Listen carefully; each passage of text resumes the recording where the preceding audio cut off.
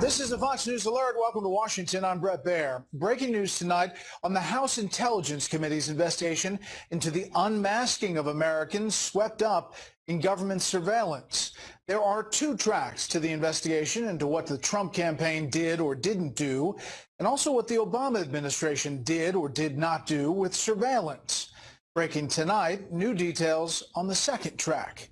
Chief Washington correspondent James Rosen is here with those details. Good evening, James. Brett, good evening. Fox News has confirmed that the FBI and CIA and the National Security Agency were all served today with subpoenas issued by the House Intelligence Committee. Sources said each of these subpoenas referenced unmasking and each named as figures of interest 3 senior Obama-era officials. Former White House National Security Advisor Susan Rice was identified by multiple news organizations last month as someone who requested that names of Trump associates that had appeared in coded form in classified intelligence reports be identified for her or unmasked. Rice at the time denied wrongdoing and told us today through a spokesperson that she is unaware of any subpoenas, quote, directed at her. Former CIA Director John Brennan was also named on the subpoenas. In testimony last week, Brennan decried the leaks of classified information that have bedeviled the Trump administration and which some believe was linked to the unmasking activity. Brennan declined our request for comment. Most noteworthy was the subpoena's naming of Samantha Power. The former UN ambassador has not previously surfaced in the unmasking controversy. A Pulitzer Prize-winning historian, Power served in Barack Obama's Senate office before joining his administration. House investigators told Fox News they are now devoting greater scrutiny to Power because they have come to see her role in the unmasking as larger than previously known, allegedly eclipsing the others named. Contacted by Fox News today, Power declined to comment. Today's disclosures about Samantha Power may explain a somewhat cryptic exchange that occurred at the Brennan hearing last week, initiated by Republican Congressman Trey Gowdy of South Carolina. Do you recall any U.S. ambassadors asking that names be unmasked? I don't know. Maybe it's ringing a vague bell, but I could not answer with any confidence. Intelligence Committee Chairman Devin Nunes, Republican of California, seen at screen left, signed a total of 7 subpoenas. The other 4 were at the behest of ranking Democrat Adam Schiff, also of California, at screen right.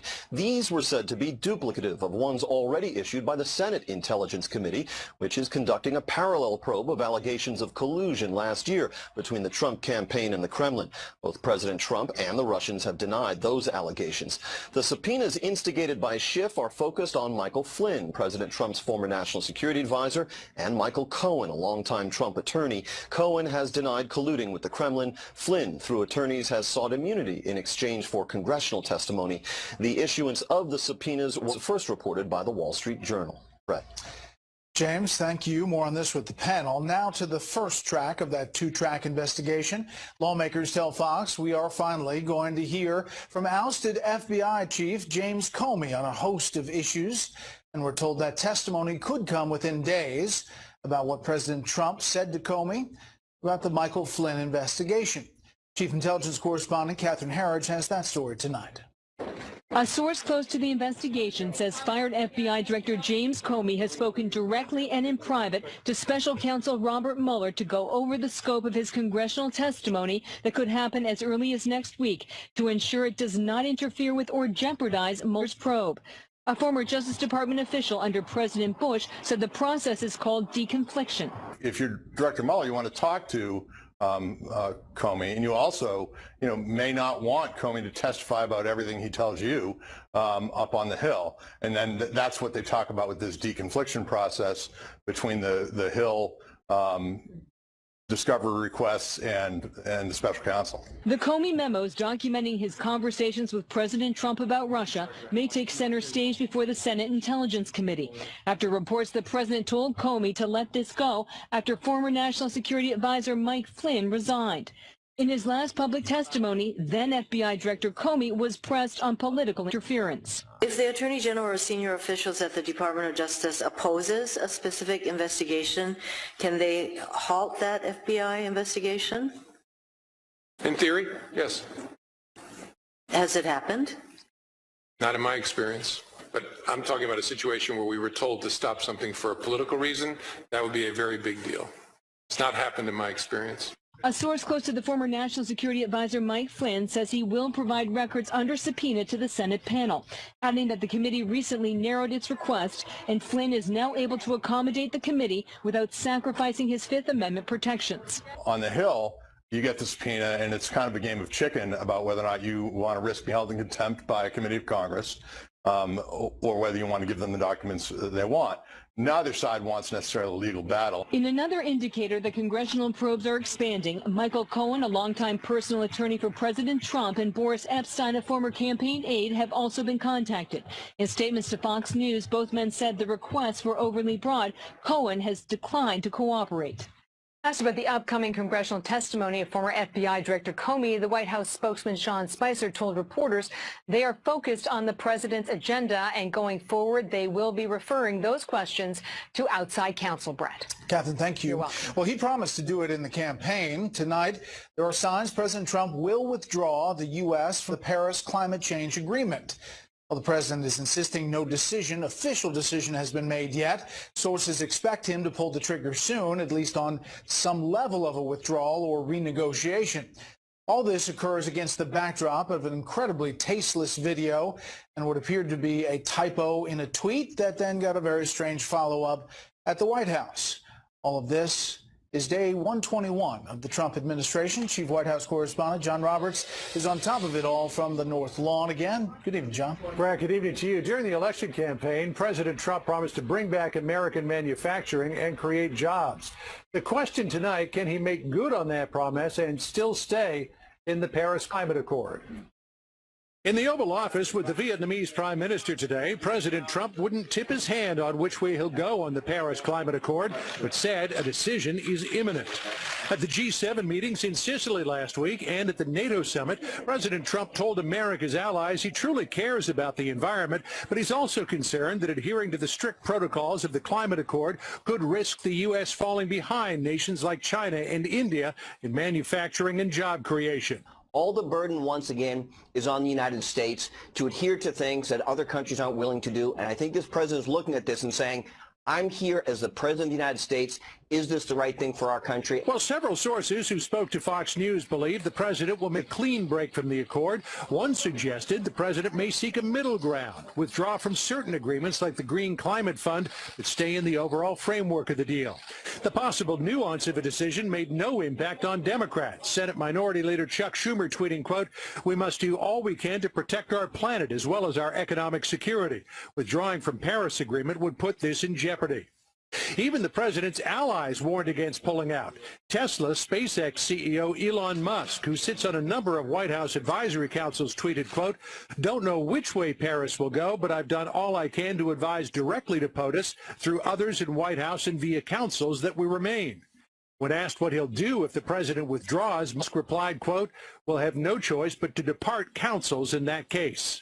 The president today lashed out on Twitter, ripping comedian Kathy Griffin for a photo showing her holding a mocked severed head of the president. President Trump tweeting, quote, "Kathy Griffin should be ashamed of herself. My children, especially my 11-year-old son Barron, are having a hard time with this. Sick."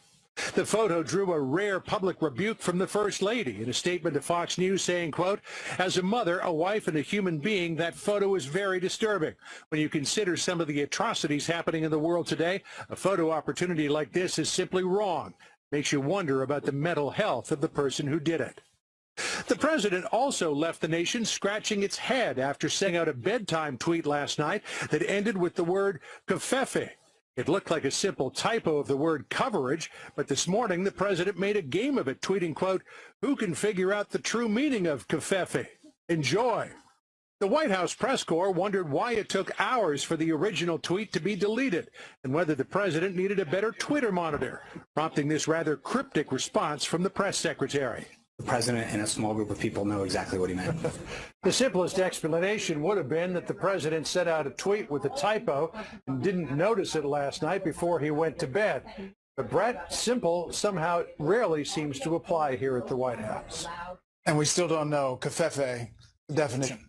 There's no official definition, but there certainly are some creative ones out there on the internet. And definitely on Twitter. John, thank you. Right. A physician from Philadelphia is in custody tonight after authorities found a rifle and a handgun in his car, plus 90 rounds of ammunition at the Trump International Hotel just down the street from the White House here in Washington. Metro Police and the Secret Service say they received a tip about 43-year-old Brian Moles just before he checked into the hotel early this morning. They say he was behaving suspiciously and was making threatening remarks.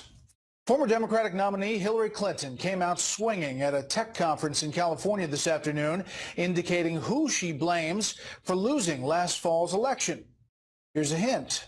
Not a lot of focus on the candidate herself in those statements today. National security correspondent Jennifer Griffin, who covered the Clinton campaign for Fox News, shows us what happened. And basically, Jennifer, Hillary Clinton unplugged today.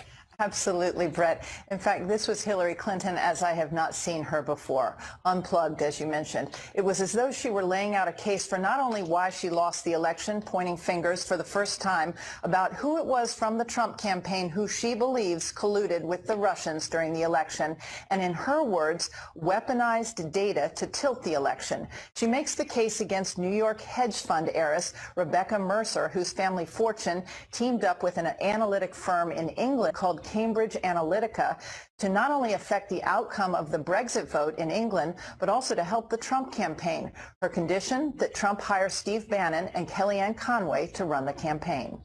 The Mercers did not invest all that money just for their own amusement. We know they played in Brexit, and we know that they came to Jared Kushner and basically said, we will marry our operation, which was more, as it's been described, psychographic sentiment, a lot of harvesting of Facebook information. They married content with delivery and data, and it was a potent combination. Now, the question is, where and how did the Russians get into this? And I think it's a very important question. The Russians, in my opinion, and based on the intel and counter-intel people I've talked to, could not have known how best to weaponize that information unless they had been guided. And here's guided by Americans. Guided by Americans and guided by people who had, polling and data information. Who is that? Clinton said her email scandal was a, quote, nothing burger. She said she and her campaign tried to get people to focus on Russian interference in the election rather than her emails. She also blamed Facebook as a key reason she lost. And there have been some studies done since the election that if you look, let's pick Facebook, if you look at Facebook, the vast majority of the news items posted were fake. They were connected to, as we now know, the 1,000 Russian agents who were involved in delivering those messages. They were connected to the bots that are just out of control. Clinton also took aim at the Democratic Party, saying she, quote, inherited nothing from them in terms of data analytics, adding the party was bankrupt when she got the nomination, Brett. I mean, Jennifer, it was stunning, the level of detail on the technical side, then going after the DNC. I mean, essentially going after President Obama, who laid it out for her campaign. Well, that's right. In fact, she had hired many of President Obama's analytic team. That is what she had inherited. But the way she took aim not only at the DNC, she really, there was also a moment where she seemed to blame the Obama administration for not taking her and her campaign's concerns seriously about the Russian interference in the election. None of that list told her not to show up in Wisconsin. It's pretty amazing. Jennifer, thank you very much. More on this with the panel. As their former nominee is ripping the DNC, Democrats in Washington are really trying to rally the faithful against the Trump agenda. Tonight, Chief Congressional Correspondent Mike Emanuel looks at what the Democrats hope to accomplish in the next few months. Democrats are revealing their summer playbook, trying to tap into anger their base is feeling. Texas Democrat Congressman Mark Vesey explained why he was dressed down, offering up some red meat in Dallas today. We have to take on the President of the United States, We have to take on Paul Ryan. We have to take on Mitch McConnell. It's time for us to take our jackets off. It's time to take our ties off. And it's time to start fighting. House Democratic leader Nancy Pelosi tried to energize a labor and activist audience. So the middle class, which is the backbone of our democracy, really depends on our activism in the resistance summer. And Pelosi issued this call to action in order to protect Obamacare. Say, call your member of Congress and tell him or her not to take away our health care. Others are taking to social media. We'll fight our hearts out in here. I mean, that's the deal. I will. I'm fighting before I wake up in the morning, and I'm still fighting when I go to bed at night. There are also efforts to continue harping on the ongoing Russia investigations. 3 Democrat senators, Carper of Delaware, Heinrich of New Mexico, and Peters of Michigan, sent this letter to Director of National Intelligence Dan Coats earlier this month. Quote, "We write to request a review and damage assessment regarding whether any classified information may have been disclosed by the president or his senior advisors to representatives of the Russian government during a meeting in the Oval Office on May 10, 2017. At an event last night in New York with former late-night host David Letterman, Minnesota Democrat Senator Al Franken talked about, quote, some cooperation between the Trump campaign and the Russians, adding, I think everything points to that. Franken was asked about that assessment of interaction between some in the president's inner circle and Russian officials this morning. These meetings weren't disclosed, and there's a whole bunch of these from Trump administration officials or former Trump administration officials. They aren't acting like people who have nothing to hide. A year ago, it was the Trump campaign and Republicans attacking Hillary Clinton's handling of classified information and her use of a private email server. Perhaps a sign of lessons learned by Democrats from the 2016 campaign. Brett? Mike, thank you. President Trump has called Afghanistan's leader to express condolences over the killing of dozens of people in a massive suicide truck bombing today in Kabul, Afghanistan. Americans are said to be among the hundreds injured. So far, no group has claimed responsibility. A massive attack added to a number of them in recent days and weeks. Correspondent John Huddy is following the story from our Middle East newsroom.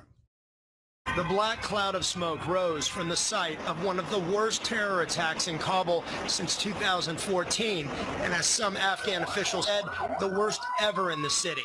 90 people were killed, more than 450 others injured, including 11 U.S. security contractors.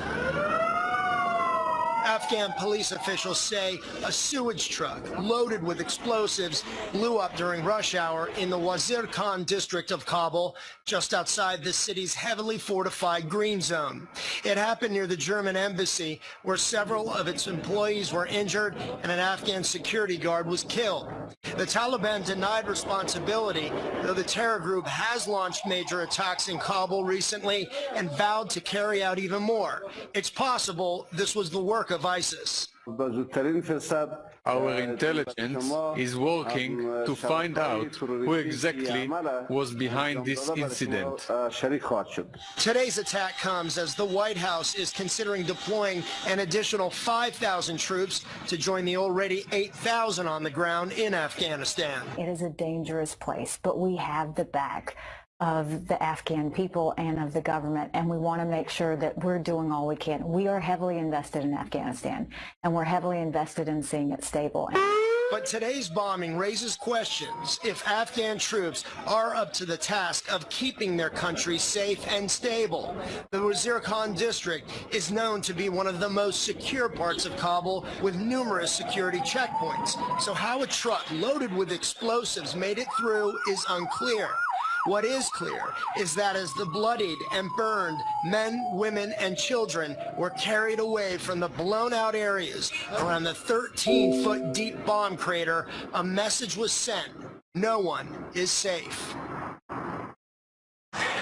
And President Trump spoke with Afghan President Ashraf Ghani today, expressing his condolences, as mentioned, and strongly condemning the attack in Kabul. Whether or not this has any bearing on the decision to send more troops to Afghanistan, well, that remains to be seen. Brett. John Huddy, live in our Middle East newsroom. John, thank you. Senior Pentagon officials say the U.S. has begun arming Kurdish elements within the Syrian Defense Forces. It's a move that has outraged U.S. ally Turkey, which considers the Kurds terrorists. But U.S. officials say the Kurds are the best fighting force against ISIS inside Syria. The weapons include small arms, ammunition, and vehicles. The Kurds are preparing for what is expected to be a long, bloody battle to try to recapture the ISIS stronghold. We'll show you the moment of impact when a U.S. interceptor missile shot down an ICBM. Name to remember. Pentagon officials say they're not concerned about the Russian firing of 4 cruise missiles at an ISIS base inside Syria.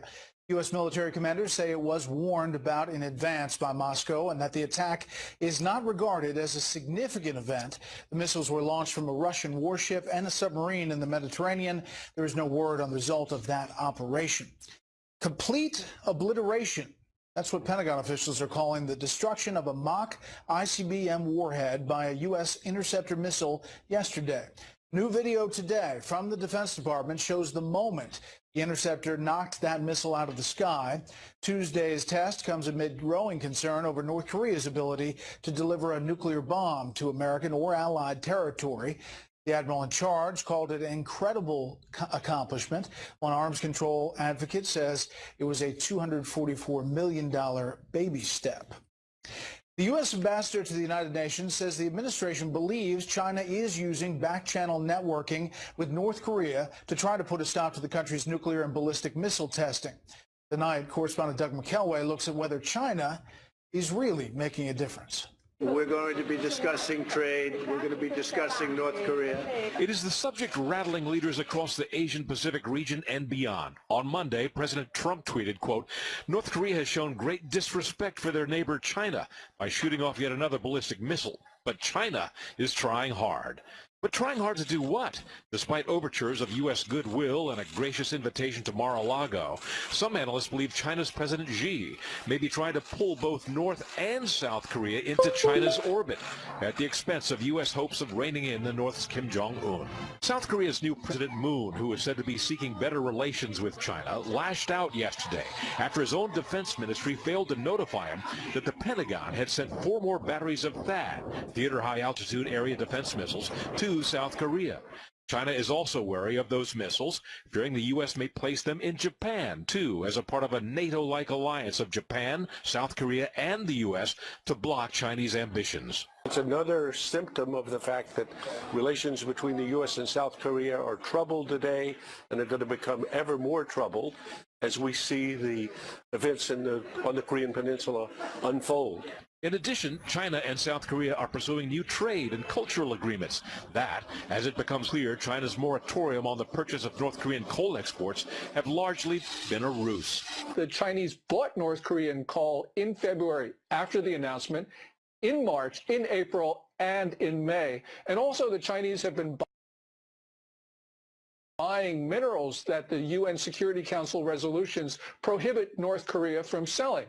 So China's been playing a duplicitous game here. In fact, in the first quarter of 2017, China-North Korea trade was up 37.4%. Yet the U.S. remains hopeful that it will be Chinese influence that ultimately gets North Korea to halt its nuclear program. The administration believes that China is doing back-channel networking with North Korea in a way that's getting them to try and stop the nuclear testing. But many experts agree that only U.S. action will force North Korea's hand, whether it's some concessions, such as removing those THAAD missiles from South Korea, or tougher action, such as sanctioning those Chinese banks that help to fund North Korea's nuclear program. Either way, time is running short. Brad? Doug McKelway live at the State Department. Doug, thank you. We are learning new details tonight about the suicide bomber who attacked a concert venue in Manchester, England last week. Senior Foreign Affairs correspondent Greg Palcott has the latest from London. Police are zeroing in on what could be deadly remnants of last week's Manchester terror attack. Security teams blanketing a neighborhood in the southern part of the city, which British Libyan attacker Salman Abedi frequented in the days running up to the concert blast, which left 22 dead and over 100 injured. He had a blue suitcase in tow, which might have contained explosive materials. We never faced like this before, you know. So it's like scary, you know. It's really scary, you know. This, as police now say, many of the Manchester bomber's movements and actions in the days before the attack were carried out alone. Investors think he purchased core components of his backpack bomb and possibly assembled it himself. Still, the deadly precision of the attack leads experts to think Abedi had training. He had been in Libya just prior to the attack. His father and brother, now detained, live there. There are ISIS camps there, and the terror group claimed responsibility. Actually carrying out the attack takes a lot of expertise, and the sort of planning that we've seen going into this attack indicates that it might have had a little bit more than just a lone wolf who was radicalized. And so, as the mourning in Manchester continues, authorities are still looking at whether a network helped out. Police are now holding 11 people. 50 injured remain in hospitals. A benefit concert for attack victims and families will be held Sunday in Manchester. It will feature the young performer whose concert was targeted last week, Ariana Grande, along with a big lineup of stars and groups. It's wonderful the way every single person in Manchester is really working towards making this happen. The Manchester police chief does acknowledge some victim families had their reservations about the concert, coming less than 2 weeks after the bombing. Feelings and more raw in the terror-struck British city. Brett. Greg Palgott in London. Greg, thanks. Back here in the U.S., comedian and sometimes CNN host Kathy Griffin is apologizing for appearing in a video and various photos holding what looked like the bloody, severed head of President Trump. Fox News media analyst and host of Fox's Media Buzz, Howard Kurtz, reports tonight it's not the first time Hollywood has crossed the line in its treatment of the president.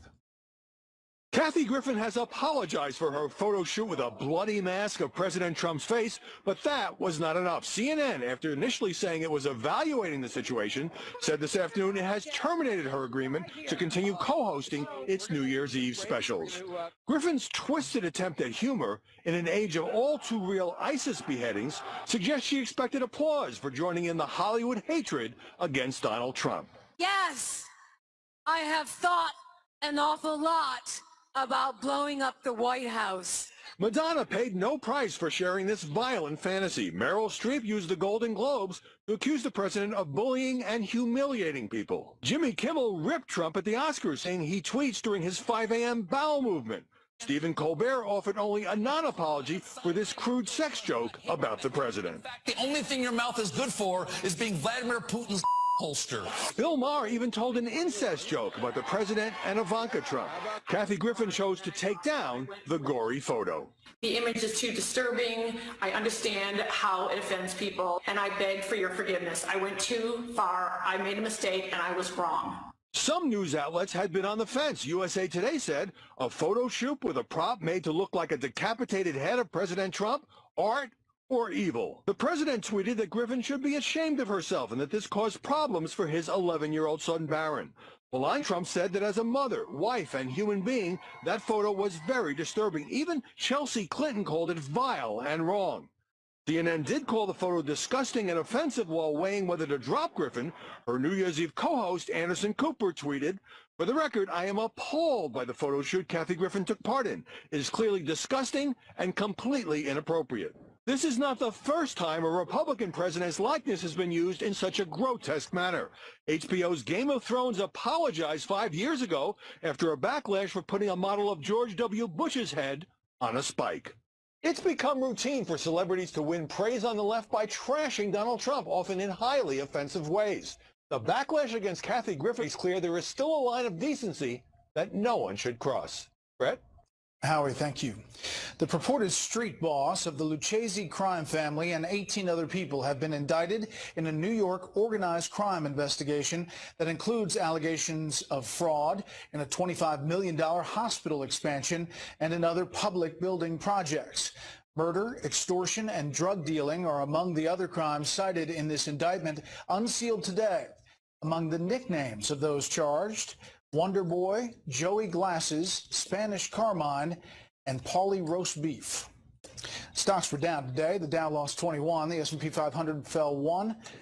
The Nasdaq was off 5. Up next, unmasking the unmaskers, the return of James Comey, and Hillary Clinton spreads the blame. We will talk about all of that with the panel when we come back. Premieres. This was the biggest nothing burger ever. I never said I was a perfect candidate, and I certainly have never said I ran perfect campaigns, but I don't know who is or did. And at some point, it sort of bleeds over into misogyny. I take responsibility for every decision I made, but that's not why I lost. So I think it's important that we learn the real lessons from this last campaign, because the forces that we are up against are not just interested in influencing our elections and our politics. They're going after our economy, and they're going after our unity as a nation. Well, Hillary Clinton unplugged at a tech conference out in California. The nothing burger was the emails, how she handled her emails and the coverage of that. She went into great detail about linkage and Russian bots and down into the weeds of the Mercers and the funding of Republican data efforts, and then turned the guns on the DNC and Democrats. I'm now the nominee of the Democratic Party. I inherit nothing from the Democratic Party. What do you mean nothing? I mean, it was bankrupt. It was on the verge of insolvency. Its data was mediocre to poor, non-existent, wrong. I had to inject money into it. This is the DNC. The DNC to keep it going. Now, remember, this is President Obama's DNC. So in essence, she's pointing the blame at President Obama there at the election. This is quite something. If you look at the last 3 Democratic nominees running for president, all 3 of them believe they were cheated out of an election. Hillary Clinton is talking about it much more than Al Gore or John Kerry at this point. Let's start there. Let's bring in our panel. Jonah Goldberg, senior editor at National Review. Susan Page, Washington bureau chief at USA Today. Editor-in-chief of LifeZette, Laura Ingraham, and syndicated columnist Charles Krauthammer. Jonah. Well, there's a lot one can focus on here. I think short of getting 5 o'clock shadow and wearing wingtips on the beach, her transformation into full Nixonian bitterness is complete. The idea that literally every single possible variable was to blame except for her and her actions was really kind of remarkable. It's kind of mesmerizing watching this thing. And, you know, we forget that this is a side of the Hillary that's always been there. In her memoirs, she writes about this vast conspiracy that Chief Justice Rehnquist was leading against her and her husband. This is the woman who's kept, her personal Beria, Sidney Blumenthal, employed for decades, who's a conspiracy monger.